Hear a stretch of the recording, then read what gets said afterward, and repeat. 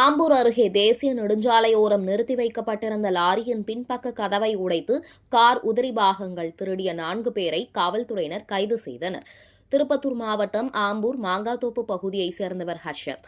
சென்னை ஒரகடம் பகுதியில் உள்ள கமலம் டிரான்ஸ்போர்ட்டில் லாரி டிரைவராக பணிபுரிந்து வருகிறார். கடந்த 21ஆம் தேதி ஹர்ஷத் சென்னை ஒரகடத்தில் இருந்து கார் உதிரி பாகங்கள் ஏற்றிக்கொண்டு பெங்களூரு செல்வதற்காக வந்து கொண்டிருந்த போது ஆம்பூர் அடுத்த ஜெமீன் பகுதியில் தாபா ஹோட்டல் அருகே நிறுத்திவிட்டு பின்னர் 23ஆம் தேதி லாரியை எடுத்துக்கொண்டு பெங்களூரு செல்வதற்காக சென்றார். அப்போது லாரியின் பின்பக்க கதவுகள் உடைக்கப்பட்டிருப்பதைக் கண்டு அதிர்ச்சியடைந்தார். ஹர்ஷத் தனது டிரான்ஸ்போர்ட் மேலாளருக்கு தகவல் அளித்தார். தகவலின் பேரில் டிரான்ஸ்போர்ட் மேலாளர் கண்ணதாசன் ஆம்பூர் கிராமிய காவல் நிலையத்தில் புகார் அளித்தார். புகாரின் பேரில் காவல்துறையினர் வழக்கு பதிவு செய்து அங்குள்ள சிசிடிவி காட்சிகளை ஆய்வு செய்தனர்.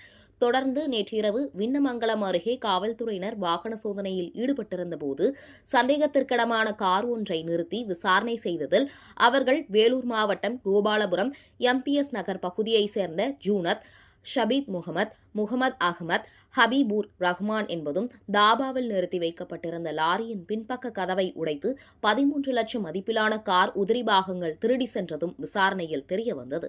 இதனைத் தொடர்ந்து காவல்துறையினர் 4 பேரை கைது செய்து அவர்களை நீதிமன்றத்தில் ஆஜர்படுத்தி சிறையில் அடைத்தனர்.